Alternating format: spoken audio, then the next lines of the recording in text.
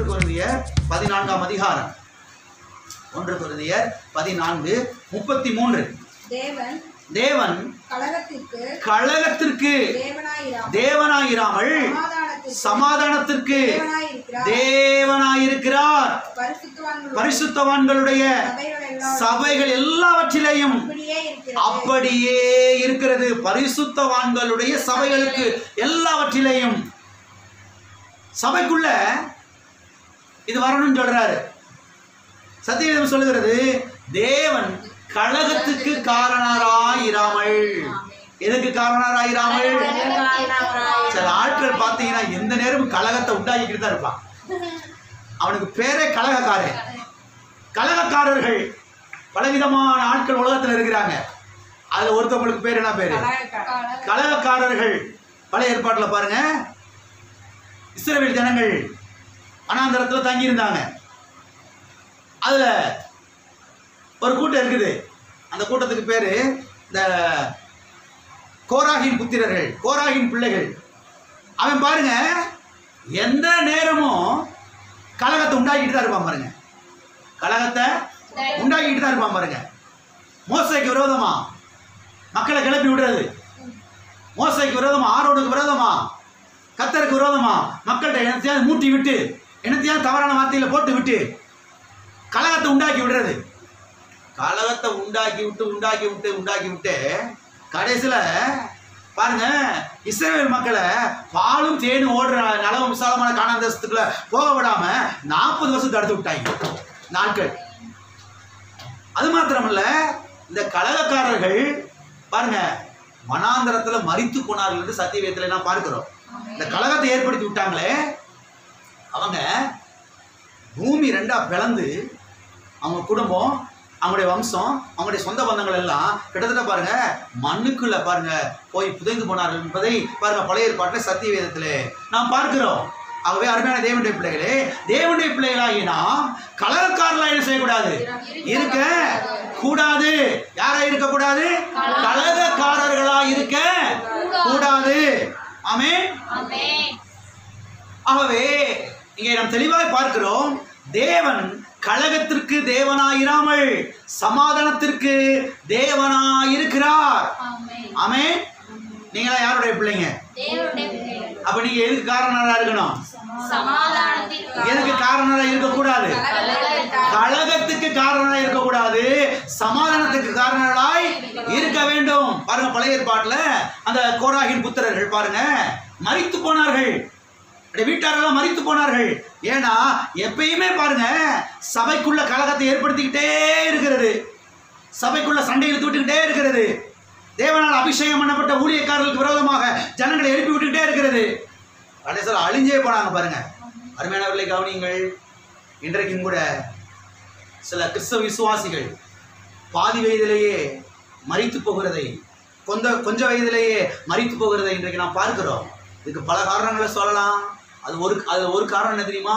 சில ஆட்கள் பாருங்க சபைக்கு வர்றதே குறிப்பா பர்டிகுலரா எதையோ மைண்ட்ல வச்சுக்கிட்டு சபைக்குள்ள வந்து கலவரத்தை உண்டாக்கி விட்டு போயிருது.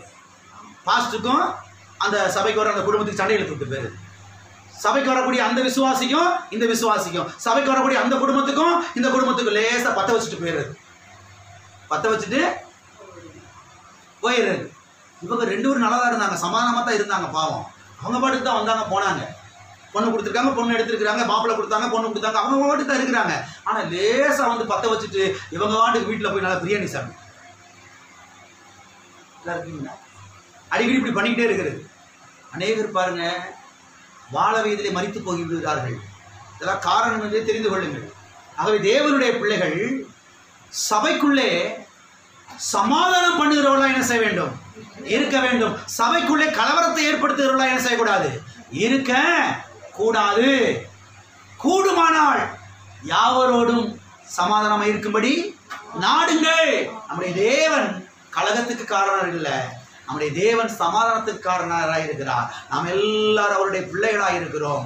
ஆகவே அவருடைய பிள்ளைகளாகி நாம் கலகத்துக்கு காரணராக இல்லாமல், சண்டைக்கு காரணராக இல்லாமல், பிரிவினைகளுக்கு காரணராக இல்லாமல் இருக்கிறீங்களா? சமாதானத்துக்கு காரணங்களா என்ன செய்ய வேண்டும்? இருக்க வேண்டும். ஆமென். எல்லா காரணங்களையும் சொல்லுவோம். நான் கலகத்துக்கு காரணனாய் இல்லாமல் சமாதானத்துக்கு காரணனாய் இருப்பேன். ஆமென். வாசிப்போம். 1 தெசலோனிக்கேயர் 5ஆம் அதிகாரம் 13ஆம் வசனம். அவர்களுடைய கிரியைகளின் நிமித்தம் அவர்களை மிகவும் அன்பாய் எண்ணிக்கொள்ளும்படி உங்களை வேண்டிக் கொள்கிறேன். உங்களுக்கு உள்ளே சமாதானமாய் இருங்கள். யாருக்குள்ளே? உங்களுக்குள்ளேனா திருச்சபைக்குள்ளே. இந்த கடிதத்தை தெசலோனிக்கிய விசுவாசிகளுக்கு எழுதுகிறார். தெசலோனிக்கிய திருச்சபை மக்களுக்கு எழுதுகிறார். ஆகவே சொல்லுகிறார் அவர், உங்களுக்கு உள்ளே சமாதானமாய் இருங்கள். இன்றைக்கு கர்த்தர் இதே வார்த்தைய, தேவனுடைய வார்த்தை ஆலய விசுவாசிகளுக்கு சொல்லுகிறார். உங்களுக்கு உள்ளே சமாதானமாய் என்ன செய்யுங்கள்? இருங்கள். எல்லாரும் இருக்கிறீங்களா? பக்கத்துல கையை பிடிச்சு சொல்லுங்க. உங்களுக்குள்ளே சமாதானமாய் இருங்கள். ஆமென். கர்த்தர் எதற்காக அழைத்திருக்கிறார்? சமாதானமாய் இருக்கும்படிக்கே, சமாதானமாய் வாழும்படிக்கே கர்த்தர் நம்ம என்ன செய்திருக்கிறார்? அழைத்திருக்கிறார். ஆகவே திருச்சபைக்குள்ளே சமாதானமாய் இருங்கள் என்று அவர் இங்கே சொல்லுகிறதை நாம் பார்க்கிறோம். ஆகவே தேவனுடைய பிள்ளைகள், இங்க இருக்கிற ஒவ்வொரு தேவனுடைய பிள்ளைகளும் உள்ளத்துல ஒரு தீர்மானத்தை எடுக்கணும். என்ன தீர்மானத்தை எடுக்கணும்? என்னால இந்த சபைக்கு எந்த ஒரு நஷ்டமும் வரவே வராது. என்னால இந்த சபைக்கு எந்த ஒரு இழப்பும் வரவே வராது. என்னால இந்த திருச்சபைக்குள்ள எந்த ஒரு சண்டை வரவே வராது. என்னால இந்த திருச்சபைக்குள்ள எந்த ஒரு கலவரமும் வரவே வராது. என்னால இந்த சபைக்குள்ள சமாதானம் உண்டாகுமே தவிர ஒரு நாளும் சண்டையோ சச்சரவோ இழப்போ வரவே வராது. ஆண்டவரே, இந்த சபைக்காக உங்களுக்கு ஸ்தோத்திரம்பா. இந்த திருச்சபையில நாட்டி இருக்கிறே உங்களுக்கு ஸ்தோத்திரம். வார்த்தையை சொல்லிக் கொடுக்கக்கூடிய, வார்த்தையை போதிக்கக்கூடிய, சத்தியத்தை பிரசங்கிக்கக்கூடிய இந்த சபையில வைத்திருக்கிறே, அதுவே ஒரு பெரிய பாக்கியம் ஆண்டவரே. இந்த சபைக்காக ஸ்தோத்திரம். இந்த திருச்சபையில் இருக்கக்கூடிய ஊழியக்காரர்களுக்காக, இந்த குடும்பத்துக்காக ஸ்தோத்திரம் ஆண்டவரே. என்னால ஒரு நாளும் இந்த சபைக்கு நஷ்டமோ இழப்போ பிரச்சனையோ வரவே வராது. கர்த்தாவே, சமாதானத்தை காத்துக்கொள்ள எனக்கு உதவி செய்யும் ஆண்டவரே. ஆமென். எத்தனை ஆமென் சொல்றீங்க? என்னால இந்த சபைக்கு வரக்கூடிய 2 குடும்பத்துக்கு சண்டை வரவே வராது. என்னால இந்த சபைக்கு வரக்கூடிய 2 கிறிஸ்தவ விசுவாசிகளுக்கு சண்டை வரவே வராது. சமாதானம் உண்டாகுமே தவிர சண்டை உண்டாகவே உண்டாகாது. ஆமென். இப்படிப்பட்டவர்கள் தான் ஆவிக்குரியவர்கள். இப்படிப்பட்டவர்கள் தான் வளர்ந்தவர்கள். எல்லாம் இருக்கிறீங்களா? லோத்து சண்டைக்கு வரைஞ்சு கட்டிக்கிட்டு நிற்கிறான். எல்லாம் இருக்கிறீங்களா? லோத்து சண்டைக்கு வரைஞ்சு கட்டிக்கிட்டு நிற்கிறான். இன்னைக்கு நீயா நானான்னு பார்த்துருவோம். நீயா நானான்னு, நீ பெரிய ஆளா நான் பெரிய ஆளா இன்னைக்கு பார்த்துருவோமியா? உன்னையோட நான் குறைச்சாலா அப்படின்னு நின்றுக்கிட்டு இருக்கிறான். ஆபிரகாம் டோட்டலா ஒதுங்கிட்டான். அப்பா வேணாம், சண்டை போட முடியாது நினைக்கிறீங்களா? ஆபிரகாம் வயசாயிருச்சோ? இவருக்கு ஒருவேளை 85 வயசு 90 வயசு ஆனாலும் கூட இருக்கிறாங்க பாருங்க ஆட்கள் நிறையா. கையை காமிச்சா போட்டு தள்ளிடுவான். அப்படிப்பட்ட ஆட்கள்லாம் கூட இருக்கிறாங்க. ஆனாலும் சண்டை வேணாம். நாம் யார்? சகோதரர்கள். நாம் சகோதரர்கள். ஆமென். எல்லாம் இருக்கிறீங்களா? சண்டை வர்ற மாதிரி தெரிஞ்சிருச்சுன்னா பெசால் அப்படியே ஒதுங்கி என்ன செஞ்சிடணும்? பெசாட்ல ஒதுங்கி என்ன செஞ்சு பெசால் அங்கே போய் உட்காந்து இருக்கிறீங்களா? போயிட்டீங்க. ஆமேனே காணமே.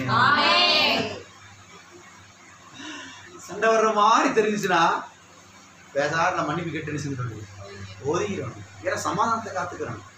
சமாதானம் இருந்தால் நிம்மதியை தூங்க முடியும், சுகத்தை காத்துக்கிற முடியும், தீர்க்காயுசா வாழ முடியும், கர்த்தருடைய ஆசீர்வாதங்களை பெற்று அனுபவிக்க முடியும். கர்த்தர் நம்மளை எடுத்து சிவர் வல்லமையா பயன்படுத்தார். ஊற்று அடைபட்டு போய்விடக்கூடாது. ஆமென். ஆகவே திருச்சபைக்குள்ளே சமாதானமா என்ன செய்ய வேண்டும்? ஆள வேண்டும் என்று சத்திய வேதம் சொல்லுகிறது. சத்திய வேதத்திலே யோசேப்பு என்கிற ஒரு தேவனுடைய மனுஷனை குறித்து நாம் பார்க்கிறோம். யோசேப்பு பாருங்க, 16 வயசுல அவன் அடிமையாக பாருங்க விற்கப்படுகிறான். எகிப்து தேசத்துக்கு கொண்டு போகப்படுகிறான். எகிப்து தேசத்துல போய் பாருங்க பலவிதமான பிரச்சனைகள்லாம் சந்திக்கிறான். சந்திச்சு அதுக்கு அப்படியே போய்கிட்டு இருக்க நாட்கள்ல கர்த்தர் பாருங்க இவனை பாருங்க ஆசீர்வதித்து இவன் செய்யக்கூடிய காரியங்கள் எல்லாம் சித்திக்க பண்ணி பாருங்க கடைசியில அந்த எகிப்து தேசத்தினுடைய பிரதமர் ஆக்கிட்டாரு. என்னவாக்கிட்டாரு? பிரதமர் ஆக்கிட்டாரு. ஜனாதிபதி பார்வோன், ஆனா யாருதான் பிரதமர்? யோசேப்பு. ஜனாதிபதியை விட பிரதமருக்கு தான் பவர் அதிகம். ஃபுல் அத்தாரிட்டி யாருக்கு தான் இருக்குது? பிரதமர் தான் இருக்குது. யோசேப்பு அப்படிப்பட்ட உயர்வு அடைஞ்சிட்டான் 30 வயசுல. உலகம் முழுவதும் பெரிய பஞ்சம். இந்த பஞ்சத்துல மரித்து போய் விடக்கூடாது என்பதற்காக யோசேப்புடைய தகப்பன் யாக்கோபு 11 பசங்களையும் போயிட்டு வாங்கப்பா எகிப்து தேசத்துக்கு போய் அங்க தானியம் கிடைக்குதான், கோதுமை கிடைக்குதான், ஆளுக்கு ஒரு சாக்கை எடுத்துட்டு போய் என்ன செய்யுங்க, கோதுமை வாங்கிட்டு வாங்கன்னு அனுப்பிச்சு விடுறாரு. ஆனா அங்க உட்கார்ந்து இருக்கிற அந்த அதிபதி தாம் கூட பிறந்த சகோதரன் என்பது யாருக்கு தெரியல? இந்த 11 பேருக்கு தெரியல. நம்ம சகோதரன் தான் அங்க உட்கார்ந்து இருக்கிறார் சொல்லி தெரியல. ஆனா அவனுக்கு தெரிஞ்சிருச்சு. யாருக்கு? யோசேப்புக்கு தெரிஞ்சிருச்சு. யோசேப்புக்கு தெரிஞ்சு கண்டுபிடிச்சு இதெல்லாம் பாருங்க நடந்ததுக்கு பிறகு யோசேப்பு ஒரு வார்த்தையை சொல்றான் பாருங்க, அருமையான வார்த்தை. எப்பயுமே அந்த ஆதியாம பகுதியை, இந்த யோசேப்பு பகுதியை வாசிக்கும் போதெல்லாம் எனக்கு அவ்வளவு ஆசையா நான் வாசிப்பேன். இந்த யோசேப்புடைய சம்பவத்தை வாசிக்கும் போகும்போது அப்படியே கண்ணுக்கு அழகிரு பாருங்க. அவன் நடந்து கொண்ட விதத்தெல்லாம் பார்த்தீங்கன்னா அவ்வளவு ஆச்சரியமா இருக்கும். யோசேப்பு இந்த 11 சகோதரர்களையும் பார்த்து ஒரு வார்த்தை சொல்றான் பாருங்க. இந்த வசனத்தை வாசிப்போம். ஆதியாகமம் 45:24. மேலும் நீங்கள் போகும் வழியிலே என்ன பண்ணிக்கொள்ளாதீர்கள். யோசேப்புக்கு வயசு சின்ன பையன், அவங்கள விட இவெல்லாம் மூத்தவங்க, பெரிய பெரிய பசங்க. பெண்ணியமின் மாத்திரம்தான் யோசேப்புடைய தம்பி, உன்னை விட 4 வயசுக்கு சின்ன பையன். ஆனா அவன் சொல்றான், வாசிங்க, என்று அவன் தன் சகோதரருக்கு சொல்லி என்ன செய்தான்? அனுப்பினான். யோசேப்பு சொல்றான் பாருங்க, நீங்கள் போகும் வழியிலே சண்டை பண்ணி கொள்ளாதீர்கள். எப்படி சொல்லுங்க, நீங்க சண்டை பண்ணிக்கிறாதீங்க. சில சமயங்களை சொல்ல வைக்க வேண்டியது இருக்குது. நம்ம ஊர்ல சமாதானம் பண்ற ஆட்களை விட சண்டை போடுற ஆட்கள் தான் செய்யறாங்க. அதுல சாம்பியன்ஸ் எல்லாம் இருக்கிறாங்க, ஃபர்ஸ்ட் பிரைஸ் வாங்குறவங்க, கோல்டு மெடல் வாங்குறவங்களா இருக்கிறாங்க. இருக்கிறீங்களா? உங்களுக்குள்ளே சண்டை பண்ணி கொள்ளாதீர்கள். தேவனுடைய பிள்ளைகளே, கர்த்தர் நம்மை எதற்காக அழைத்திருக்கிறார் என்றால் சமாதானமாய் இருக்கும்படிக்கு, சமாதானமாய் வாழும்படிக்கு கர்த்தர் நம்மை என்ன செய்திருக்கிறார்? அழைத்திருக்கிறார். சமாதானமாய் இருக்கும்படி நாடுங்கள். ஆமென். ஆகவே யோசேப்பு சொல்றாரு, சகோதரர்களே உங்களுக்குள்ளே சண்டை பண்ணி கொள்ளாது இருங்கள். ஏன்னா நீங்க எல்லாம் யாரு? சகோதரர்கள். சபைக்குள்ள இருக்கவங்க எல்லாம் யாரு? நம்ம சகோதர சகோதரிகள். ஒரே தகப்பனுடைய ரத்தத்தினால என்ன செய்யப்பட்டிருக்கிறோம்? மீட்கப்பட்டிருக்கிறோம். ஒரே தகப்பன் நமக்கு இருக்கிறார். ஆமென். ஆகவே சபையில தேவன் நம்மை நாட்டி இருக்கிறார். பாருங்க, சபைக்குள்ள என்ன செய்யக்கூடாது? யாருக்குமே நம்ம சண்டை இழுத்து விட்டுற கூடாது. யாருக்குமே என்ன செய்ய கலவரத்தை உண்டாக்கி விட்டுற கூடாது. சபையில பாத்தீங்கன்னா பொண்ணு கொடுத்துருப்பாங்க. என்ன செஞ்சிருப்பாங்க? பொண்ணு கொடுத்துருப்பாங்க. சபைக்கு வரக்கூடிய இன்னொரு குடும்பத்துக்கு என்ன செஞ்சிருப்பாங்க? பொண்ணு கொடுத்துருப்பாங்க. அவங்க பொண்ணு எடுத்திருப்பாங்க. 2 பேரும் சம்மந்தக்காரவள் ஆகிட்டாங்க. அவங்க 2 பேரும் நல்லா தான் இருக்கிறாங்க. யார் 2 பேரும்? பொண்ணு கொடுத்தவங்களும் பொண்ணு எடுத்தவங்களும் அவங்க பாட்டுக்கு சமாதானமாக சபைக்குள்ள இருக்கிறாங்க. ஆராதனை முடியும் பாருங்க. ஆராதனை முடிஞ்ச உடனே அதில் இந்த பொண்ணு எடுத்தாங்க பாருங்க. அவங்க ஆராதனை முடிஞ்ச உடனே அவசரமா இங்கே ஒரு இடத்துக்கு போக வேண்டியதாக இருக்கும். ஆராதனை முடிஞ்ச உடனே ஏதோ ஒரு ஃபங்க்ஷனுக்கோ அல்லது வேற ஏதோ விசேஷத்துக்கு என்ன செய்வாங்க? போகணும், வேகமாக கிளம்பி போயிட்டு இருப்பாங்க. இதை பக்கத்தில் உட்காந்துருக்கிற இன்னொரு சகோதரி என்ன செய்வாங்க? சகோதரன் என்ன செய்வாங்க? பார்த்துக்கிட்டே இருப்பாங்க. பார்த்துக்கிட்டே இருக்கும்போது பாருங்க, 2 சம்மந்தக்காரரும் இப்படி கிராஸ் பண்ணுவாங்க. பொண்ணு கொடுத்தவங்களும் பொண்ணு எடுத்தவங்களும். பொண்ணு எடுத்தவங்க அவசரமா வேகமா வண்டி எடுத்து அல்லது பஸ்ஸை பிடிச்சி ஆட்டோ பிடிச்சி அந்த இடத்துக்கு போய் சேரணும்னு சொல்லிட்டு டக்குன்னு பார்த்துச்சு பார்ப்போம் அப்படின்னு சொல்லிட்டு என்ன செஞ்சிருவாங்க? போயிடுவாங்க. சில சமயம் பார்க்காம கூட என்ன செஞ்சிருவாங்க, வேகமா போயிடுவாங்க. இப்போ பொண்ணு கொடுத்தவங்க அமைதி என்ன செய்வாங்க, நின்றுட்டு இருப்பாங்க. இதை பார்த்துட்டே இருந்தாங்க பாருங்க ஒருத்தவங்க. அங்கிருந்து நேரம் எந்திரிச்சு வருவாங்க. அந்த உடனே என்னவா உங்க சம்மந்தக்காரவங்க என்ன கண்டுக்கிறாம சல்லுன்னு போயிட்டாங்க அப்படின்னு என்ன செய்வாங்க. அது வரைக்கும் ஓகே தான். அது வரைக்கும். அதுக்கு பிறகு ஒரு வார்த்தை விடுவாங்க பாருங்க, அப்படியே 2 குடும்பம் உடைஞ்சு ஒண்ணும் இல்லாம தரிசா போற அளவுக்கு அந்த வார்த்தை வந்துடும். என்ன வார்த்தை தெரியுமா? வேற எதுவும்மா, வேற உங்களுக்குள்ள வேற ஒன்றும் பெருசாலும் பேசிடல, பெரிய மோசமான வார்த்தையெல்லாம் என்ன செஞ்சிடல. என்னவா வேற எதுவுமா உங்களுக்கு அவங்களுக்கும் அப்படின்னு ஒரு வார்த்தை விடுவாங்க பாருங்க. பத்த வச்சுட்டாங்க. என்ன செஞ்சுட்டாங்க, பத்த வச்சுட்டாங்க. அவ்வளவுதான். அதுக்கு பிறகு இவங்க அவங்கள பார்க்குற பார்வையும் அவங்க இவங்கள பார்க்குற பார்வையும் மூட்டி விட்டாங்க பாருங்க. வீட்டில் போய் நல்ல லெக் பீஸ் வச்சு சாப்பிட்டு.